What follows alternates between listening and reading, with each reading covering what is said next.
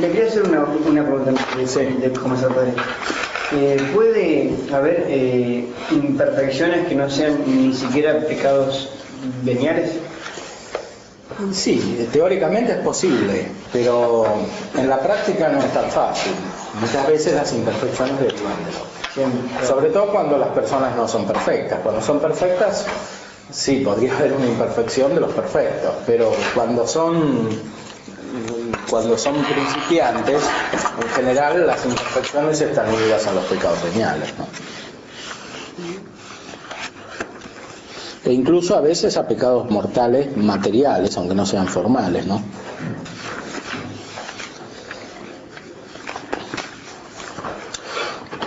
Muy bien. Bueno, estábamos considerando la noche activa del sentido.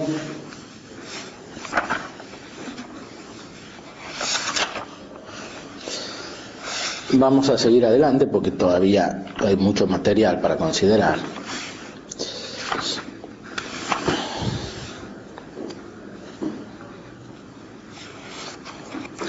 Para llegar a la divina unión hay que carecer de todos los apetitos por mínimos que sean. Recordemos, aquí estaba el ejemplo del pájaro que no puede volar si todavía está atado, aunque sea con un hilo pequeño.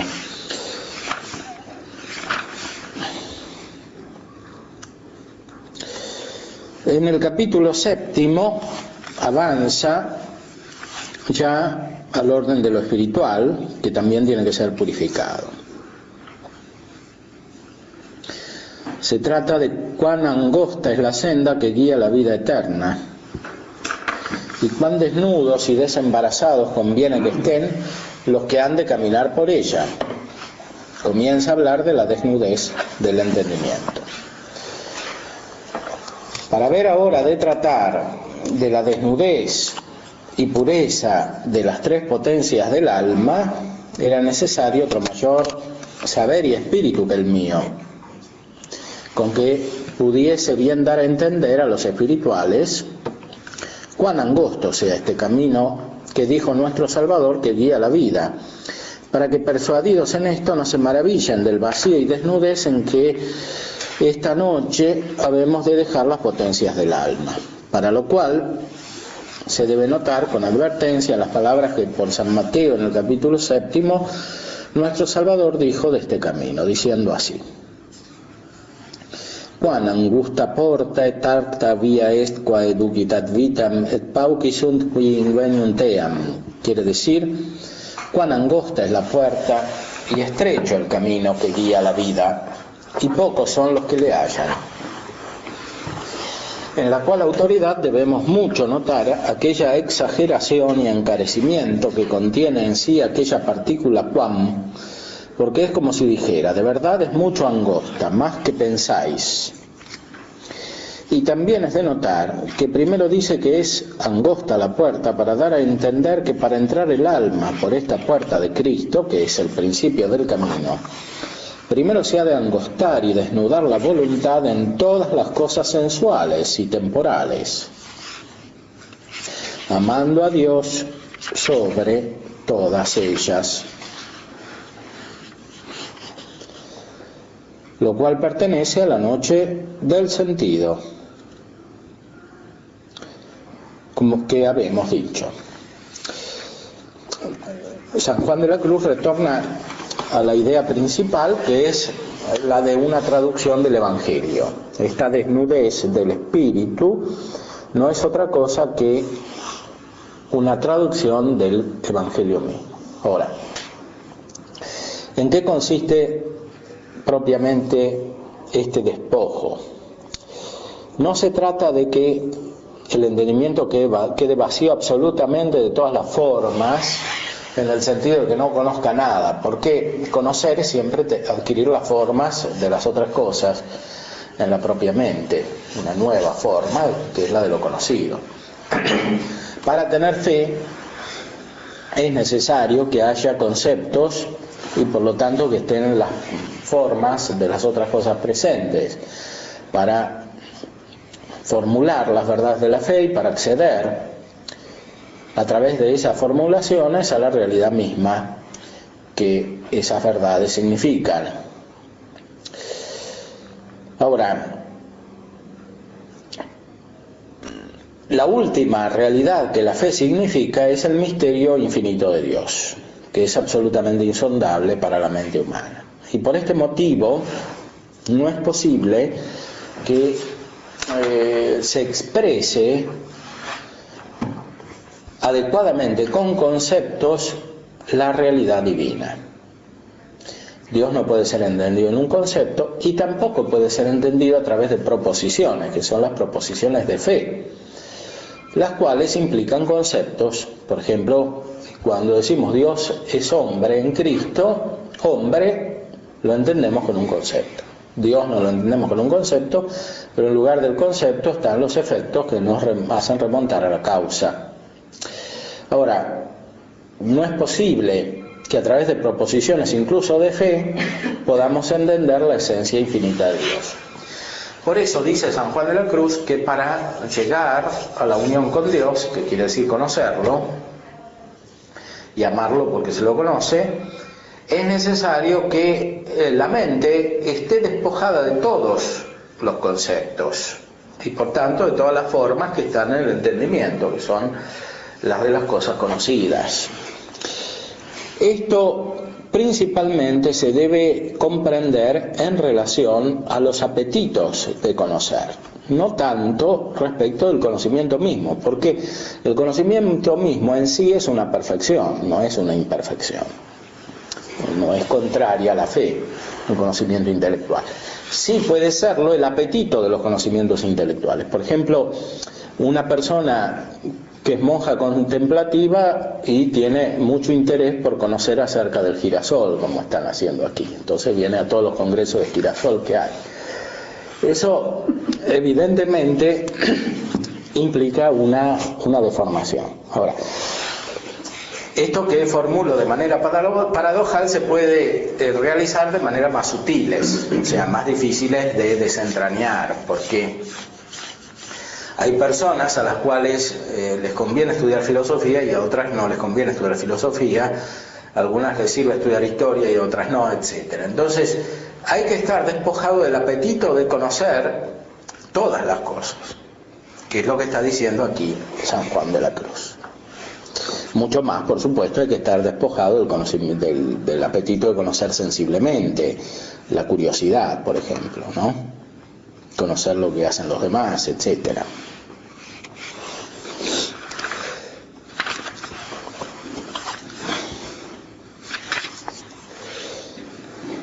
Y luego dice que es estrecho el camino, conviene saber de la perfección para dar a entender que para ir por el camino de la perfección no solo ha de entrar por la puerta angosta, vaciándose de lo sensitivo, mas también se ha de estrechar desapropiándose y desembarazándose propiamente en lo que es de parte del espíritu. Y así lo que dice de la puerta angosta podemos referir a la parte sensitiva del hombre, y lo que dice del camino estrecho podemos entender de la espiritual o racional. Y en lo que dice que pocos son los que le hallan, se debe notar la causa, que es porque pocos hay que sepan y quieran entrar en esta suma desnudez y vacío de espíritu.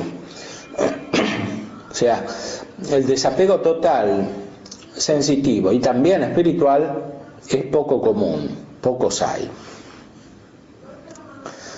La mayoría de las personas, incluso cristianas, están apegadas a distintos tipos de conocimiento, sensitivo e intelectivo.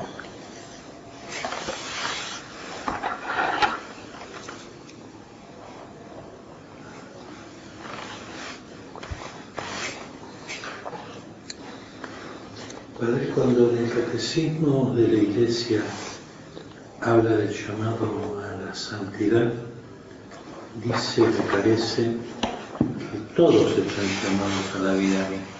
Claro. Y sin embargo son pocos los que aceptan Claro. Sí, y eso lo dicen los grandes autores de teología espiritual, por ejemplo Juan Arintero. Ese también lo leo. Lo leyó. No, lo voy leyendo continuamente. Claro, ese es un autor muy importante. Lo explica muy bien, ¿no? Él trae referencias de otros autores, dice que en cada paso de la vida espiritual va adelante uno y se quedan atrás 99, o sea, el 1% cada vez. Entonces se va reduciendo el número de los que progresan. Eso es más bien empírico, porque se constata por la experiencia, pero además está revelado en la Sagrada Escritura, que es lo que está aquí explicando San Juan de la Cruz, ¿no? Acerca de del camino estrecho.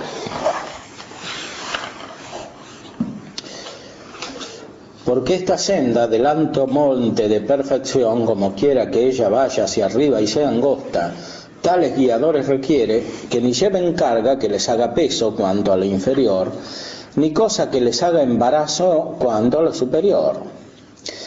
Pues es raro, pues es trato en que solo Dios se busca y granjea. Solo Dios es el que se ha de buscar y granjear. O sea, en toda la vida espiritual tiene que estar siempre Dios presente como el fin, como el objetivo de todo lo que se hace. Ahora, perder este objetivo es fácil en cualquier tipo de vida, porque hay como una tendencia natural a exagerar la vida activa por sobre la contemplativa. Porque la vida activa exige el desarrollo de operaciones naturales que por sí mismas son deleitosas. Como a alguien le gusta correr, nadar, ir a caballo, hacer cosas.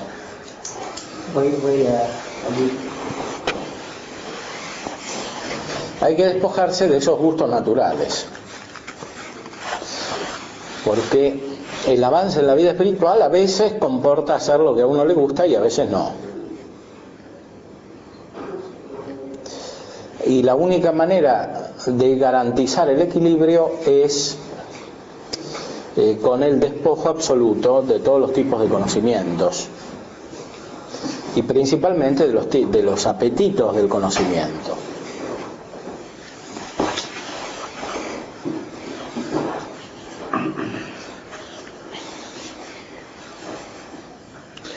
De donde se ve claro que no sólo de todo lo que es de parte de las criaturas ha de ir el alma desembarazada, mas también de todo lo que es de parte de su espíritu ha de caminar desapropiada y anihilada. De donde instruyéndonos e induciéndonos nuestro Señor en este camino, dijo por San Marcos capítulo 8, aquella tan admirable doctrina, no sé si diga tanto menos ejercitada de los espirituales cuanto les es más necesaria, la cual, por serlo tanto y tan a nuestro propósito, la referiré aquí toda y declararé según el germano y espiritual sentido de ella. Si alguno quiere seguir mi camino, niéguese a sí mismo y tome su cruz y sígame. Porque el que quisiere salvar su vida, perderla ha, pero el que por mí la perdiere, ganarla ha.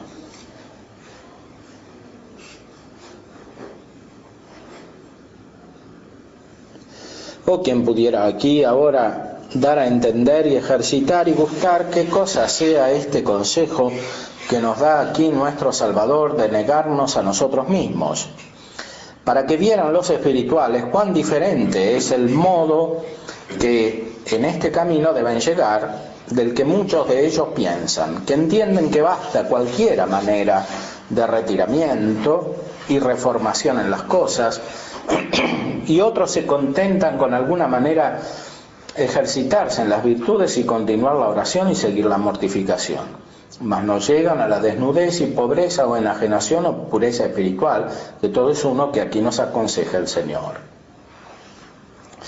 Es decir, no alcanza a tener una vida cristiana aparentemente ordenada. Por ejemplo, una vida cristiana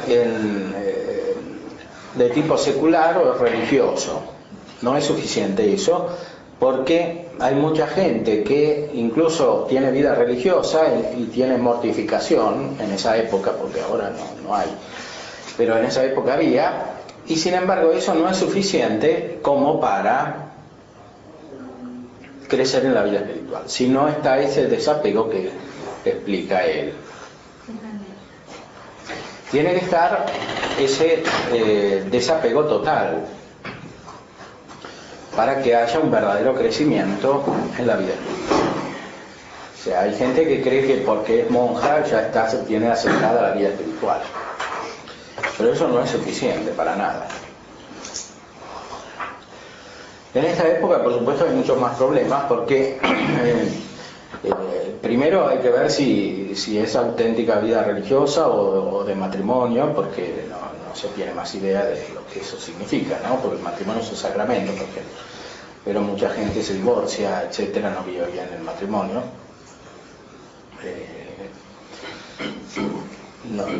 No le sirve para crecer en la vida espiritual. Y otra gente se hace religiosa o sacerdote, etcétera, y tampoco vive bien eso porque tiene mala doctrina, o porque no tiene vida espiritual, o porque está muy ocupada de las cosas temporales. Traduce el Evangelio como una especie de doctrina social. Y eso hace perder la vida espiritual mínima. Aquí San Juan de la Cruz habla de más que la vida espiritual mínima, o sea, el crecimiento auténtico en la vida espiritual. Para crecer en la vida espiritual no es suficiente tener lo básico de cualquier tipo de vocación cristiana. Es necesario tener este desprendimiento que explica él, que no es otro que el que está en el Evangelio. De otra manera, la vida espiritual no se desarrolla y termina perdiendo. Una pregunta, ¿cómo puede conjugarse el desapego total de que habla San Juan de la Cruz con la vida matrimonial? En el sentido de que me resulta muy natural que un esposo o una esposa tengan apego por su marido, por su mujer o por sus hijos. Claro, tiene que tener un apego o sea, tiene que tener amor por Número 6. La esposa, el esposo, los hijos, etcétera. Como los demás también tienen que tener amistad con los demás. El problema es otro, es decir, tiene que haber desapego respecto de, primero, la elección de las personas en el matrimonio, por ejemplo. Tiene que haber desapego primero en la elección del matrimonio mismo, como dice San Ignacio en los ejercicios espirituales. Hay gente que primero quiere casarse y después servir a Dios en el matrimonio, y en cambio es al revés. Primero hay que querer servir a Dios y después casarse si es la voluntad de Dios. Y así en cada una de las actividades humanas y de los conocimientos, de la adquisición de los conocimientos, del desarrollo de las distintas actividades temporales. O sea, no se trata de anular nada, ni el conocimiento sensitivo, ni el conocimiento intelectivo, ni la vida afectiva. Se trata de estar desapegado de todo, que quiere decir ejercitarlo o no ejercitarlo en la medida en que conduce al fin. Ahora, para que conduzca al fin tiene que haber un desapego general, que es lo que pone aquí San Juan de la Cruz. San Ignacio dice, en la elección de cada cosa tiene que haber un desapego particular. No querer vida larga más que corta, por ejemplo, porque uno no sabe si va a servir más a Dios viviendo 100 años que viviendo 30 años. No sabe si va a servir más a Dios estando enfermo o estando sano. De hecho, hay santos que se hicieron santos estando enfermos, por ejemplo. Y lo mismo respecto del matrimonio, y lo mismo respecto de los conocimientos, de la elección de la profesión, etcétera, y de cada una de las actividades. O sea, en todo tiene que estar el desapego. Es un desapego profundo, que tiene que ser activo y también pasivo, porque este desapego activo que está explicando aquí prepara para que la gracia de Dios venga y desapegue sola a la persona. porque todo está envuelto por el ser superior de la gracia. Todos los sucesos de la vida humana, no solo las actividades, sino también las cosas que pasan. Que pasan quiere decir que uno las sufre pasivamente, bien, aunque sean buenas o malas, las sufre pasivamente. Entonces, todo está al servicio de la gracia de Dios. El desapego tiene que ser absoluto. En la práctica eso tiene un momento crucial que en San Ignacio determinó muy bien, que es en el de la vocación. La mayoría de los cristianos no elige su actividad según su vocación, sino según lo que le gusta, lo que tiene ganas de hacer o según las circunstancias, pero eso no es suficiente. O sea, para que haya una recta vida cristiana, la persona conscientemente tiene que buscar la voluntad de Dios, sobre todo en la vocación. Es decir, tiene que estar dispuesto a seguir la vida consagrada o el matrimonio, por ejemplo, según la voluntad divina, y no tener una idea a priori. Ese es el desapego intelectual en este caso. Ese es desapegarse de una idea práctica.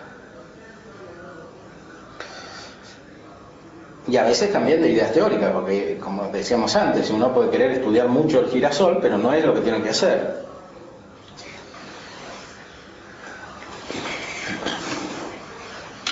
Y para eso es necesario el desapego más fundamental, que abarca todo.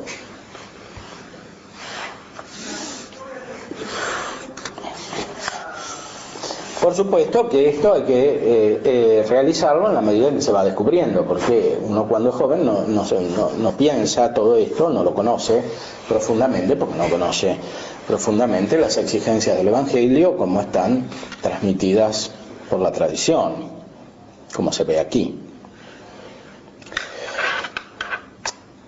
Y la prueba de que esto es así es justamente que el hecho de que en general sucede lo contrario, y esto tiene consecuencias negativas. Por ejemplo, la mayoría de los que se casan, que reciben el sacramento del matrimonio,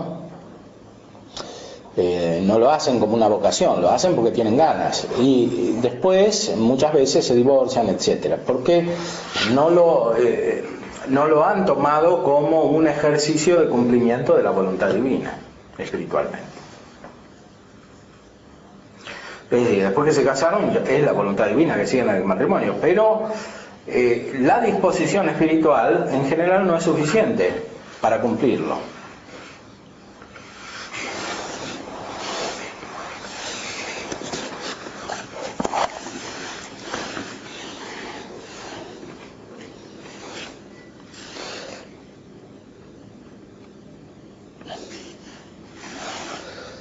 Esto a veces también me parece, padre, como que en la vocación analizada muy individualmente. Claro. Por ejemplo, yo conozco, usted seguro que muchos sacerdotes, creo, muy santos, que eligieron porque la iglesia precisaba curas. Por la necesidad de la iglesia, Claro. se ofrecieron, ¿no? Como que un llamado totalmente... Sí, eso es más profundo. Más profundo, ¿no es cierto? Claro, no es porque a él le gusta. Claro, por supuesto que... Porque si va al seminario porque le gusta, después cuando no le gusta se quiere ir. Se quiere ir. Claro. Porque no es una base sólida esa. No.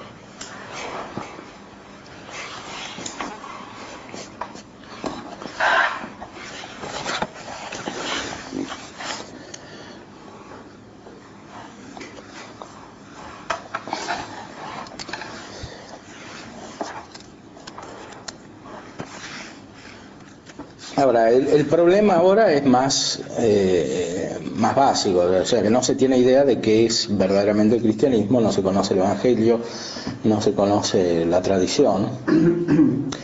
Hay como un corte con la tradición y con el Evangelio.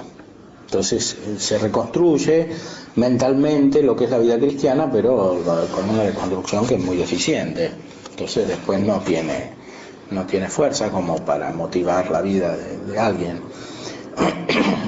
Sobre todo porque el cristianismo es algo espiritual, es vida espiritual. no consiste tanto en cambiar los modos externos de actuar, aunque eso viene después también, sino que es algo espiritual y tiene su centro en la fe. El cristianismo actual está muy vaciado, especialmente por lo que se refiere a la fe, porque está concebido de una manera demasiado social.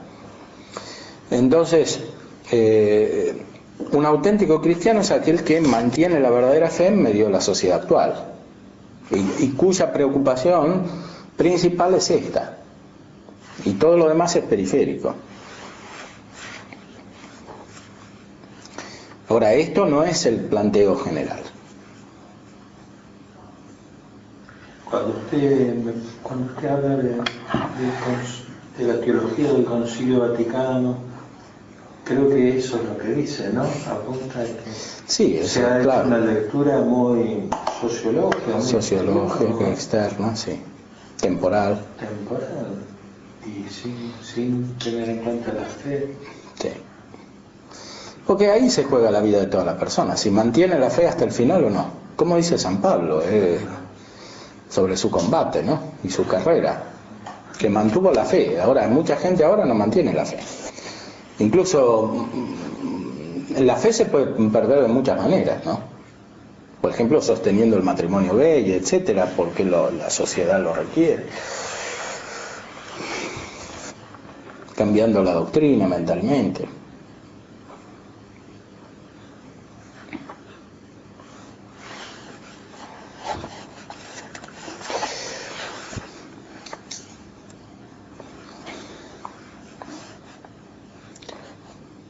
Porque todavía antes andan a cebar y vestir su naturaleza de consolaciones y sentimientos espirituales, que a desnudarla y negarla en eso y en esotro por Dios, que piensan que basta negarla en lo del mundo y no aniquilarla y purificarla en la propiedad espiritual.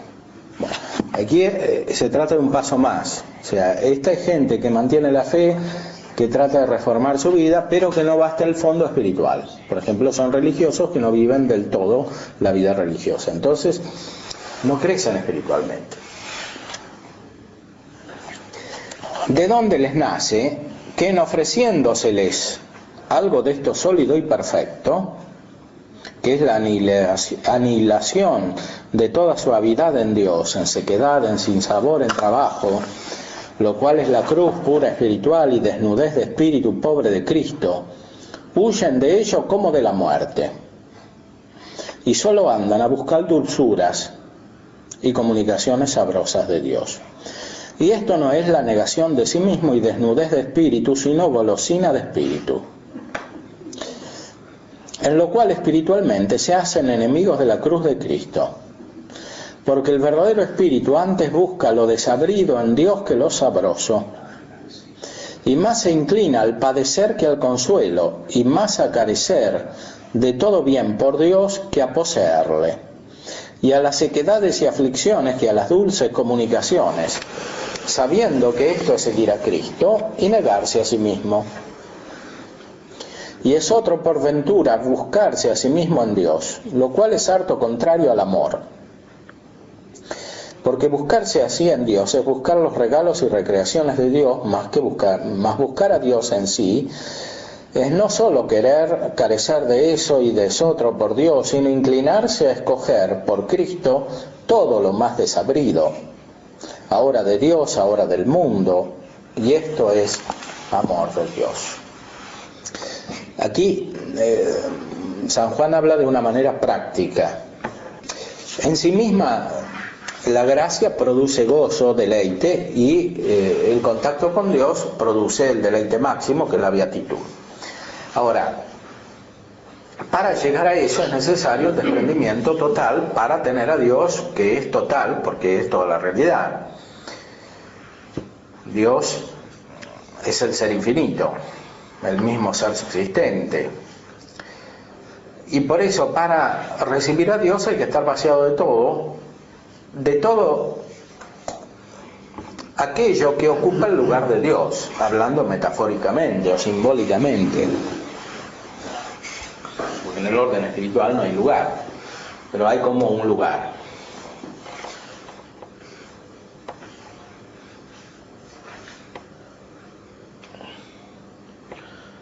ejemplo, decimos que las formas se reciben en el conocimiento. Esa recepción es la metáfora local de un acto espiritual. Ahora, para recibir a Dios conociéndolo, como es necesario que haya como un lugar infinito en el alma, y esto es el vacío espiritual del cual se habla aquí. En cuanto hay un apego a algo, a un conocimiento determinado, deja de estar el vacío total, porque la energía de la mente, que es limitada, está focalizada en ese conocimiento particular, de tipo sensitivo, de tipo intelectivo. Los apetitos, como ya dijimos, en el fondo son siempre apetitos de conocimiento, aunque sea de conocimiento sensitivo, porque alguien que quiere comer, tiene un apetito desordenado, la gula para comer, en el fondo quiere gustar la comida, que es un tipo de conocimiento. Y lo mismo en el orden espiritual.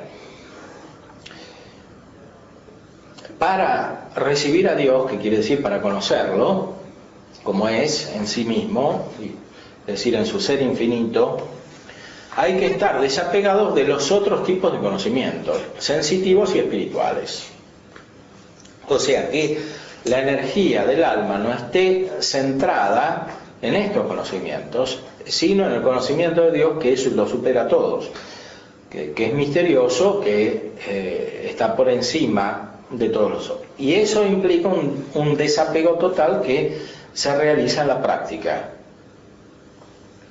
El centro de todos los desapegos prácticos es siempre el desapego del conocimiento, sensitivo e intelectivo, e incluso espiritual, porque, como explica más adelante, la presencia de Dios y la gracia de Dios producen efectos espirituales, sobrenaturales, pero esos efectos tienen un lugar determinado y pasajero que no hay que absolutizar, y por eso también de estos hay que desprenderse hasta llegar a Dios. Prácticamente no hay un método racional para determinar todos estos desprendimientos. El único método es sobrenatural y consiste en el seguimiento de Cristo, como está descrito en el Evangelio, que es justamente lo que aquí quiere traducir San Juan de la Cruz.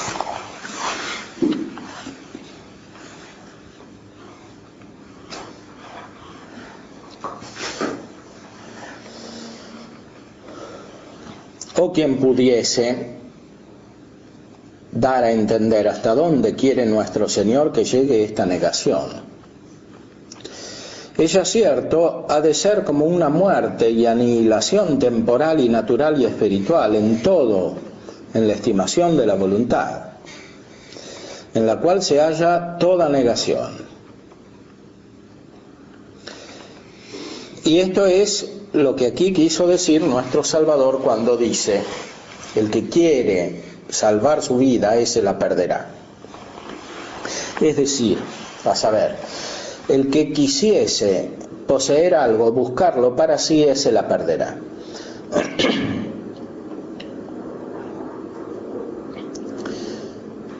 Y el que perdiere su alma por mí, ese la ganará. Es a saber, el que renunciare por Cristo todo lo que puede apetecer su voluntad y gustar, escogiendo lo que más se parece a la cruz, lo cual el mismo Señor por San Juan lo llama aborrecer su alma, ese la ganará. Y esto enseñó su majestad a aquellos dos discípulos que le iban a pedir diestra y siniestra, cuando, no dándoles ninguna salida a la demanda de la tal gloria, les ofreció el cáliz que él había de beber, como cosa más preciosa y más segura en esta tierra que el gozar.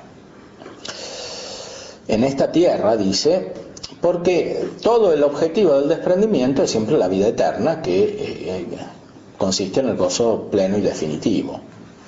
O sea, no es un desprendimiento que sea un fin en sí mismo, como los que dicen que Dios sufre, ¿no? Como nosotros sufrimos ahora y después en el cielo vamos a sufrir con Dios, toda la eternidad sufriendo, porque es participar de la vida de Dios. La eternidad es el gozo eterno y definitivo. Entonces no hay sufrimiento. El sufrimiento es aquí. Y no es el fin de la vida espiritual, sino el medio de la vida espiritual, porque no consiste en otra cosa que en las consecuencias del desprendimiento de todo necesario para recibir la plenitud divina. Este cáliz es morir a su naturaleza, desnudándola y aniquilándola, para que pueda caminar por esta angosta senda en todo lo que le puede pertenecer según el sentido, como habemos dicho, y según el alma, como ahora diremos, que es en su entender y en su gozar y en su sentir, de manera que no sólo quede desapropiada en lo uno y en lo otro, más que con esto segundo espiritual no quede embarazada para el angosto camino, pues en él no cabe más que la negación, como da a entender el Salvador. Y la cruz, que es el báculo para poder arribar, por el cual grandemente le aligera y facilita, de donde nuestro Señor por San Mateo dijo: mi yugo es suave y mi carga ligera, la cual es la cruz. Porque si el hombre se determina a sujetarse a llevar esta cruz, que es un determinarse de veras, a querer hallar y llevar trabajos en todas las cosas por Dios, en todas ellas hallará grande alivio y suavidad para andar este camino así, desnudo de todo, sin querer nada. Empero si pretende tener algo ahora de Dios, ahora de otra cosa con propiedad alguna, no va desnudo ni desnegado en todo, y así ni cabrá ni podrá subir por esta senda angosta hacia arriba.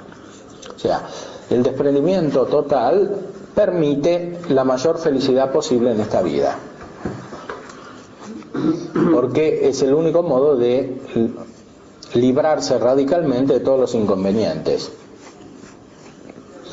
Los inconvenientes están siempre, pero hay distintas maneras de encararlos. Entonces, cuando se está apegado a cosas determinadas, es decir, a esos conocimientos, como dijimos antes, estos inconvenientes se convierten en insuperables en la medida en que no se permite el acceso a lo que se quiere. En cambio, cuando está este desprendimiento, los inconvenientes se convierten en ocasiones para seguir adelante y para operaciones más perfectas. Y así querría yo persuadir a los espirituales como este camino de Dios no consiste en multiplicidad de consideraciones, ni modos, ni maneras, ni gustos, aunque esto en su manera sea necesario a los principiantes, sino en una cosa sola necesaria, que es saberse negar de veras según lo exterior e interior, dándose al padecer por Cristo y aniquilarse en todo, porque ejercitándose en esto, todo es otro, y más que ello se obra y se halla en ello. Y si en este ejercicio hay falta, que es el total y la raíz de las virtudes, todas esas otras maneras es andar por las ramas y no aprovechar. Porque aunque tengan tan altas consideraciones y comunicaciones como los ángeles, porque el aprovechar no se halla, sino imitando a Cristo, que es el mismo, según él mismo dice por San Juan, y en otra parte dice: yo soy la puerta, por mí si alguno entrare salvarse ha. De donde todo espíritu que quiere ir por dulzuras y facilidad y huye de imitar a Cristo, no le tendría por bueno.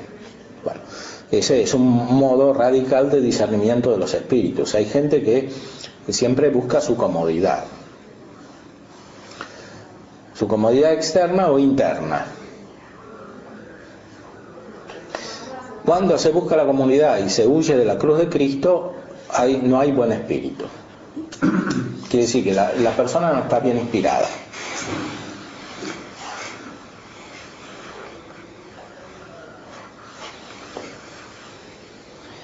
En cambio, si emprende valerosamente todas las dificultades que se identifican con la cruz de Cristo, para cada uno, la persona está bien inspirada. Es decir, la inspira el Espíritu Santo.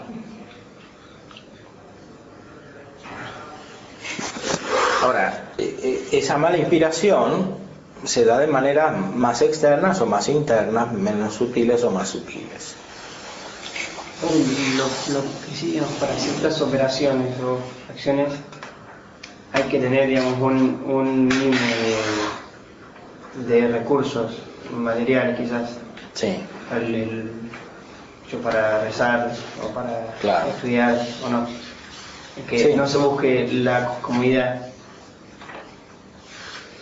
Sí, pero hay que estar también desprendido de eso, porque a veces uno tiene que estudiar cuando tiene frío, Claro. o cuando tiene que ir en un colectivo que no es cómodo, ¿no? Y si uno está pegado siempre a lo mejor, después no hace nada de lo que tiene que hacer. Y si uno busca siempre las mejores ocasiones para tener oración, después no la busca, ¿no? Sobre todo en la vida moderna, que es tan desordenada.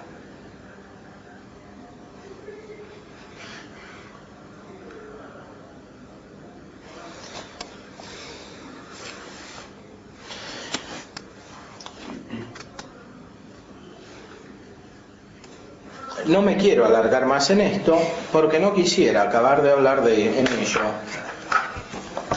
porque veo es muy poco conocido Cristo de los que se tienen por sus amigos, pues los vemos andar buscando en él sus gustos y consolaciones, amándose mucho así, mas no sus amarguras y muertes, amándole mucho a él. Y esto decía en su época, que era una época de gran esplendor cristiano. En esta época tendría que decir que hay pocos amigos directamente, porque para ser amigo del Cristo hay que estar en gracia de Dios, y para estar en gracia de Dios hay que tener la fe, y para tener la fe hay que usar bien la razón. Pues los vemos andar buscando en él sus gustos y consolaciones, amándose mucho así, mas no sus amarguras y muertes, amándole mucho a él. De estos hablo que se tienen por sus amigos, que es otros que viven allá, a lo lejos, apartados de él, grandes letrados y potentes, y otros cualesquiera que viven allá en el mundo en el cuidado de sus pretensiones y mayorías, que podemos decir que no conocen a Cristo, cuyo fin, por bueno que sea, harto amargo será. No hace de ellos mención esta letra, pero hacerla en el día del juicio, porque a ellos les convenía primero hablar esta palabra de Dios, como a gente que Dios puso por blanco de ella según las letras y más alto estado. O sea, esta gente son los dirigentes del mundo, son los profesores, los filósofos, todos estos no conocen a Cristo. Porque estos, justamente porque tienen más conocimiento, son los que más tendrían que haber hablado de Cristo. Entonces dicen, no estoy hablando aquí de estos, sino de los que tienen vida espiritual. De estos no hablo aquí, pero hablaré en el día del juicio, porque ahí se va a ver dónde van a terminar.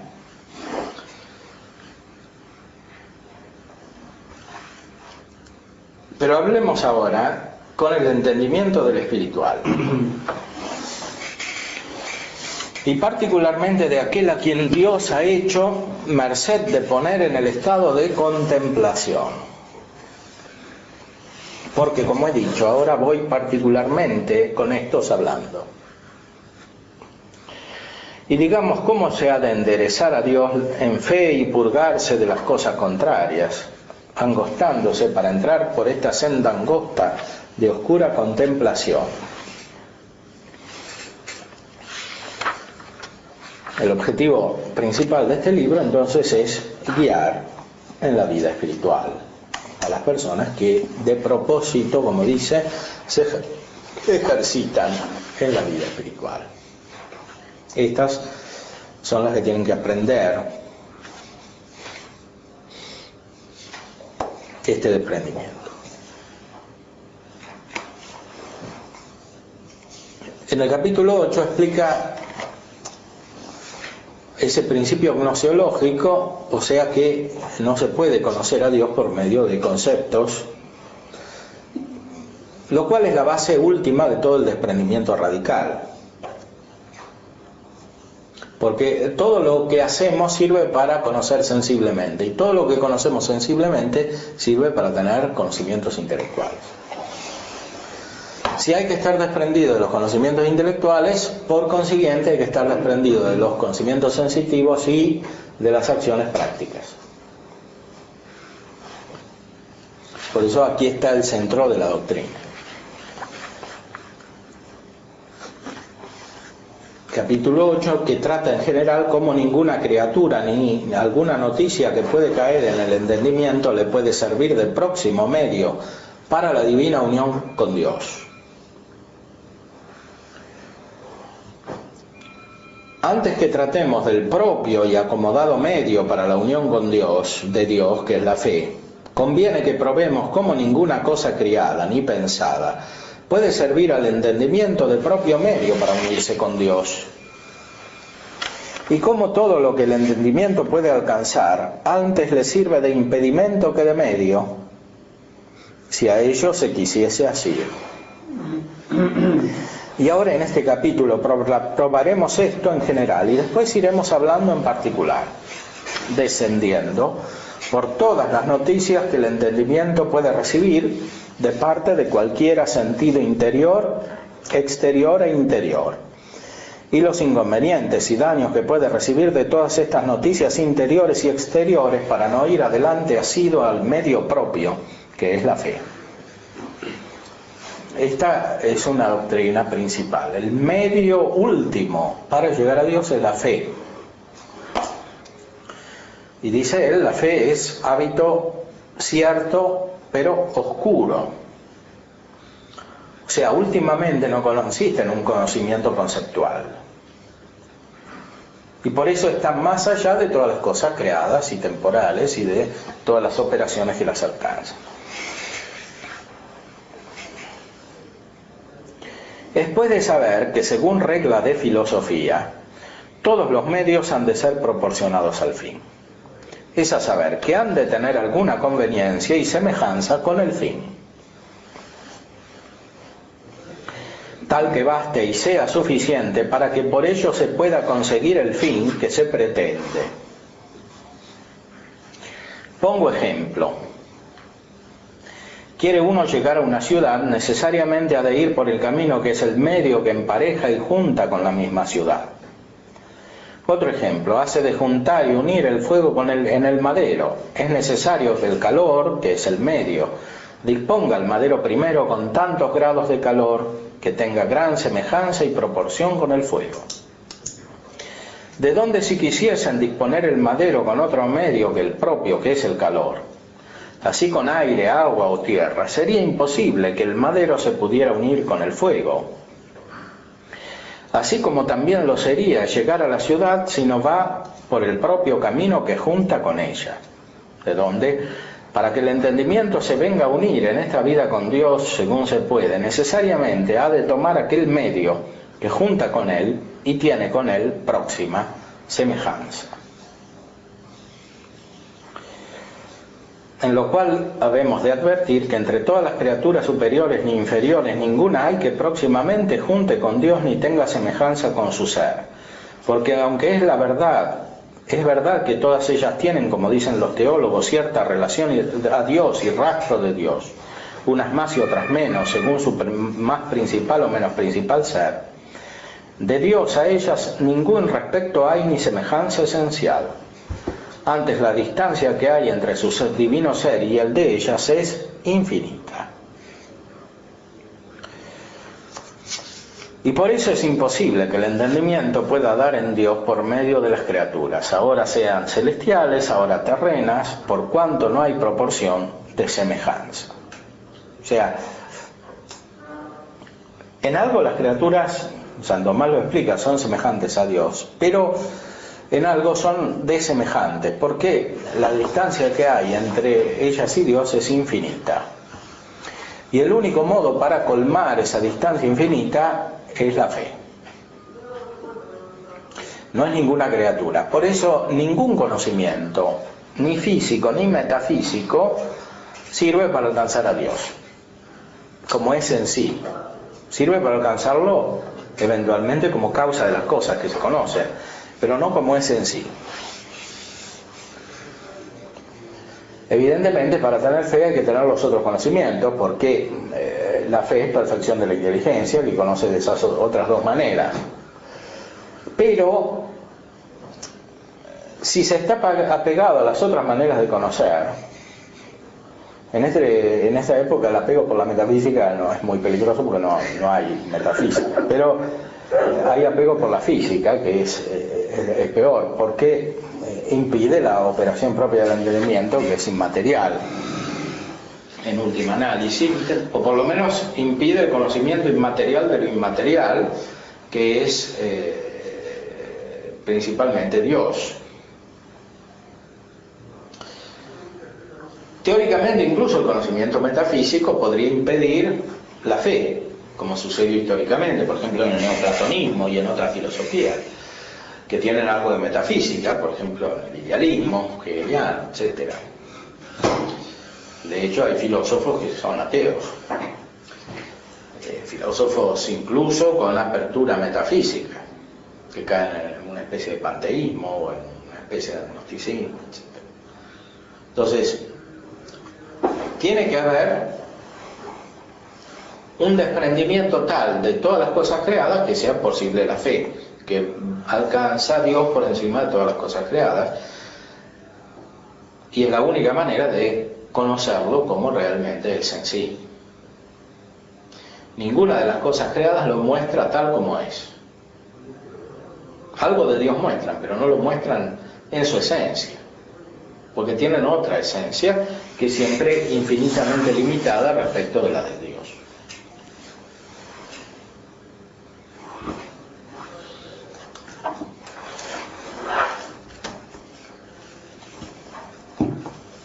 De donde, hablando David de las celestiales, dice: no hay semejante a ti en los dioses, Señor.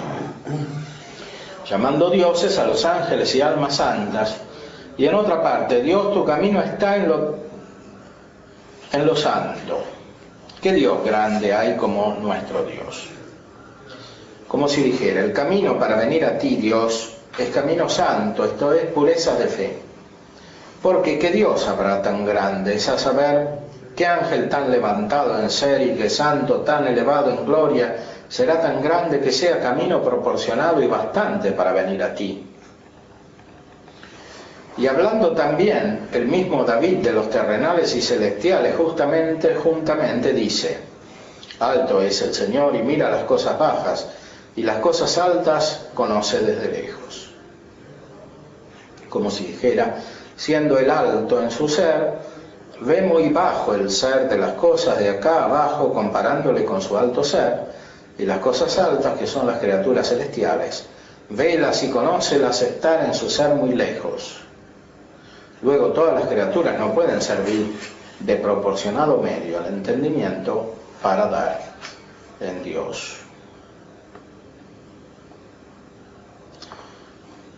Dios crea todas las cosas conociéndolas, pero las conoce justamente como infinitamente lejanas de Él.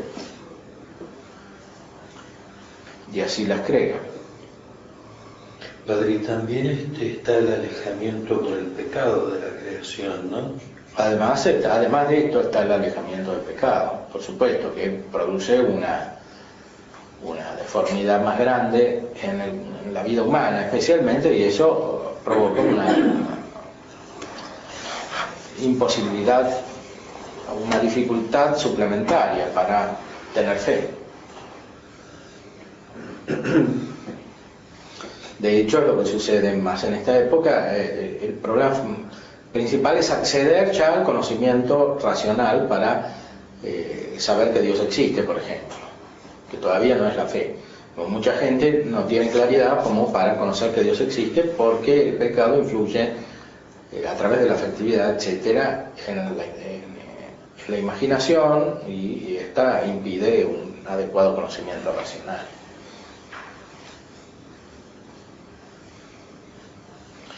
Ni más ni menos, todo lo que la imaginación puede imaginar y el entendimiento recibir y entender en esta vida no es ni puede ser medio próximo para la unión de Dios, porque si hablamos naturalmente, como quiera que el entendimiento no puede entender cosas y no es lo que cabe y está debajo de las formas y fantasías de las cosas que por los sentidos corporales se reciben, las cuales cosas, habemos ya dicho, no pueden servir de medio, no se puede aprovechar de la inteligencia natural.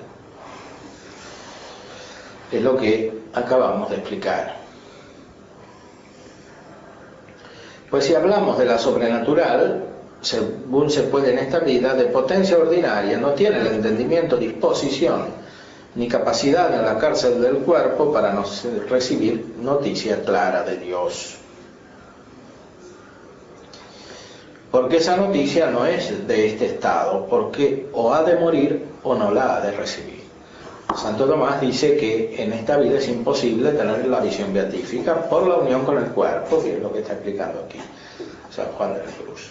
Porque la unión con el cuerpo implica que la inteligencia necesita imágenes para conocer. Ahora, las imágenes requeridas por la inteligencia no son plenamente inteligibles y por eso el ejercicio de la inteligencia no es plenamente intelectual en las personas humanas. Por este motivo, mientras está la unión con el cuerpo, no puede haber visión de Dios, entendimiento de Dios. Se requiere una perfecta espiritualidad para ver a Dios, que es perfectamente espiritual, para entenderlo como perfectamente espiritual. Y por eso, cuando San Pablo vio a Dios en esta vida, tuvo la visión beatífica, dice Santo Tomás, fue por un milagro. O sea, porque Dios hizo que su alma pudiese funcionar sin depender del cuerpo. Él dice eso, ¿no? No sé si en el cuerpo, fuera Claro. de él, ¿no? Dice que tal vez Moisés en el Antiguo Testamento también. San Juan de la Cruz en esto es todavía más tajante, dice que ninguno tuvo la visión beatífica. Otros autores espirituales incluso la extienden, por ejemplo a la Virgen María o a algún santo, en algún momento, pero de manera puntual.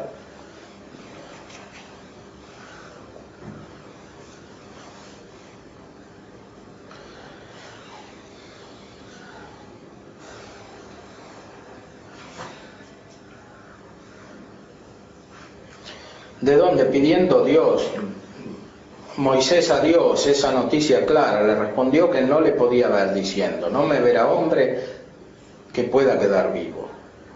Por lo cual San Juan dice: a Dios ninguno jamás le vio, ni cosa que le parezca.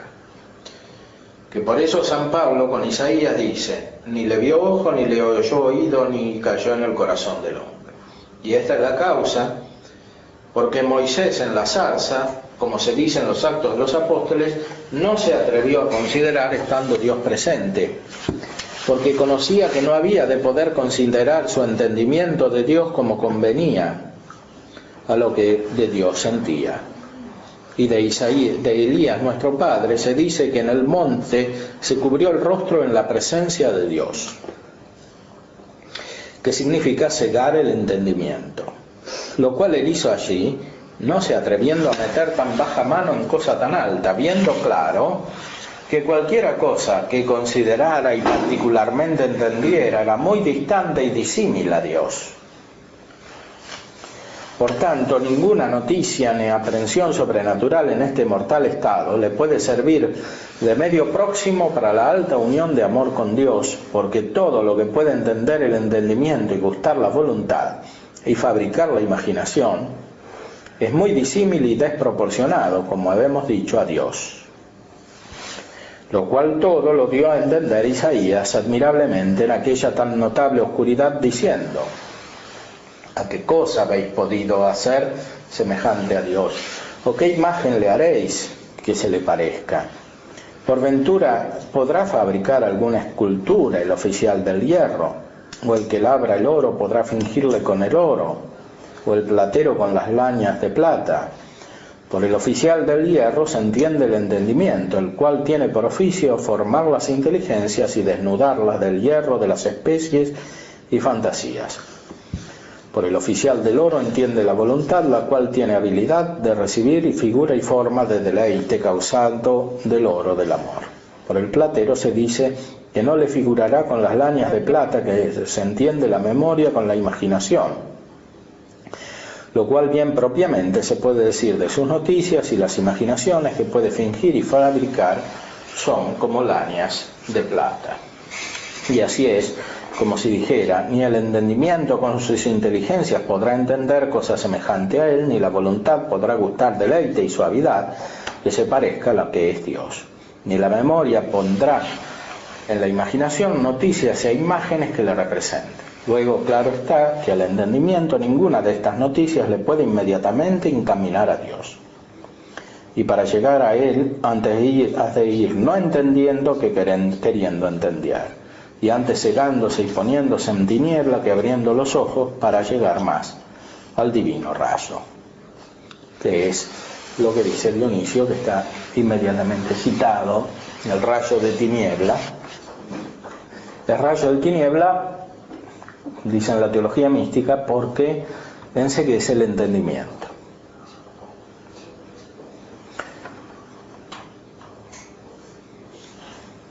Bueno, San Juan de la Cruz recuerda también lo que dice Aristóteles en el segundo libro de la Metafísica, que es como los ojos del murciélago ante la luz del sol, que es demasiado distante como para que lo pueda ver. Entonces se ciega, y de hecho los murciélagos vuelan de noche. Y así también es el alma que se acerca a Dios. Más ha de ir no entendiendo que entendiendo, más no sabiendo que sabiendo. Y por eso él tiene esa poesía al principio, en la cual explica este significado del ir no sabiendo.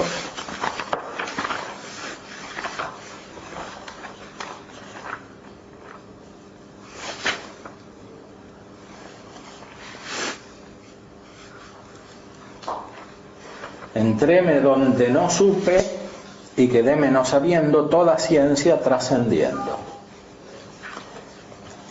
Yo no supe dónde entraba, pero cuando allí me vi, sin saber dónde me estaba, grandes cosas entendí. No diré lo que sentí, que me quedé no sabiendo, toda ciencia trascendiendo. De paz y de piedad era la ciencia perfecta, en profunda soledad entendida vía recta, era cosa tan secreta que me quedé balbuciendo, toda ciencia trascendiendo. Estaba tan embebido, tan absorto y ajenado, que se quedó mi sentido de todo sentir privado, y el espíritu dotado de un entender no entendido, toda ciencia trascendiendo. El que allí llega de vero, de sí mismo desfallece, cuanto sabía primero, mucho bajo le parece, y su ciencia tanto crece que se queda no sabiendo, toda ciencia trascendiendo.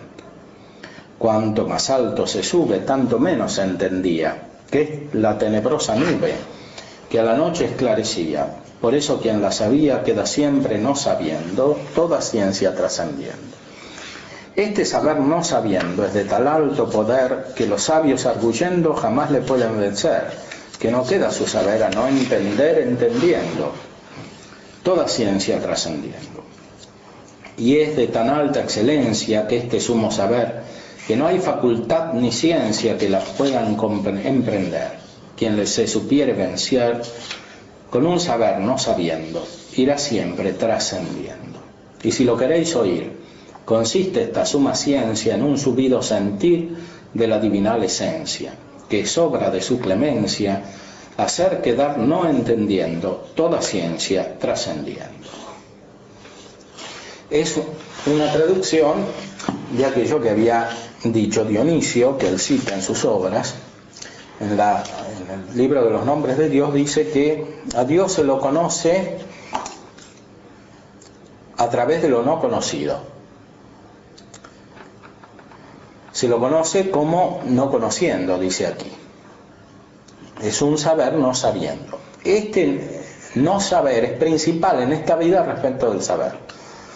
Porque como también dice Dionisio, la vía de la negación es más exacta que la vía de la afirmación, porque en esta vida sabemos lo que no es Dios. Cada vez que decimos lo que no es Dios, acertamos bien, pero cuando decimos lo que es, no acertamos bien, porque no sabemos lo que es a partir de lo que conocemos. Por eso toda la vida espiritual consiste en un entrar en la tiniebla, como dice aquí, que es la nube que guiaba a los judíos cuando iban por el desierto, que era tenebrosa de día y luminosa de noche. Y así se daban cuenta por dónde tenían que ir. ¿Cómo? Luminosa de día y tenebrosa. Tenebrosa de día y luminosa de noche. Así se daban cuenta por dónde tenían que ir. Perdón, ¿cuándo? Cuando iban por el desierto, los judíos. Ah, gracias. Bueno, muy bien, no sé si quieren preguntar algo. Padre, cuando Santo Tomás dejó de escribir, Tenía una experiencia, claro, semejante. Todos los santos tuvieron, porque todos los santos son místicos. Porque no se puede ser santo sin ser místico. una pregunta, quizá, él al final de su vida y durante la composición de sus escritos, en su pensar, Sí. pero ya estaba también sabía Bueno, que... Claro, iba entrando progresivamente porque cuando él iba escribiendo todos estos libros no entendía a Dios, sino que transmitía el camino que iba llegando para llegar a entender a Dios, que es lo que se alcanza después de esta vida en la beatitud. En esta vida no se puede alcanzar. Por eso, como el centro de la vida actual es tenebroso en este sentido, que el entendimiento capta algo que no entiende, por eso mismo tiene que estar todo el desprendimiento práctico alrededor de este conocimiento tenebroso. Así se organiza adecuadamente la vida espiritual, que es la vida cristiana, en cualquier tipo de actividad cristiana. Pero eso tenebroso, eso oscuro, sin embargo, es más luz que lo que parece Dios. Claro. Por eso dice que los sabios de este mundo no lo pueden vencer, porque los sabios que conocen de manera particular no tienen el conocimiento del conjunto de la realidad. Incluso sin llegar a Dios, no tienen conocimiento del conjunto y por eso se equivocan. O sea, aciertan en algo particular, pero se equivocan en lo principal. En cambio, el que tiene conocimiento tenebroso, como a partir de ese conocimiento tenebroso se equilibra todo, porque es el que indica el camino hacia el fin, se tiene más adecuadamente el conocimiento de lo particular sin distorsiones. O sea, cada cosa se la ve en su lugar. Y no más de lo que sirve. O sea, uno no quiere saber más de una cosa de lo que hace falta. Sea en el orden del conocimiento intelectivo, sea en el orden del conocimiento sensitivo. Una pregunta. Dice que es necesario para conocer a Dios, para conocer a Dios, o que no podemos conocer a Dios en razón de la necesidad de los sentidos que tenemos. Claro. ¿Y cómo sucede un conocimiento de esa clase luego de la resurrección de los muertos? Bueno, es que luego de la resurrección el cuerpo está de tal manera transformado y espiritualizado que no impide la operación perfectamente espiritual del alma.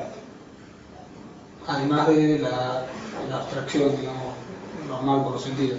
Además, claro.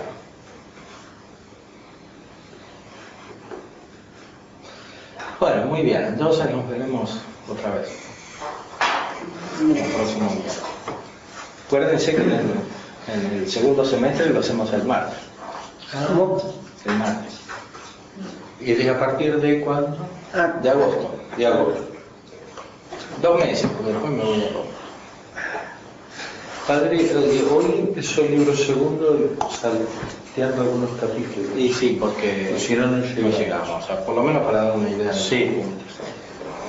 Padre, en la vida de nuestro Señor Jesucristo, en la oración en el huerto, ¿qué significó crecimiento en la entrega? A mí eso es... Bueno, ahora, el Cristo tenía siempre la misión beatífica. Claro. Lo que significó el crecimiento en el conocimiento experimental. O sea, la carta a los Hebreos dice que fue perfeccionado por la obediencia. Ahora, fue perfeccionado no porque no lo conociera como Dios, el significado de la pasión, sino porque experimentó lo que significa la maldad de los hombres. Eso lo aprendió humanamente, además de conocerlo como Dios.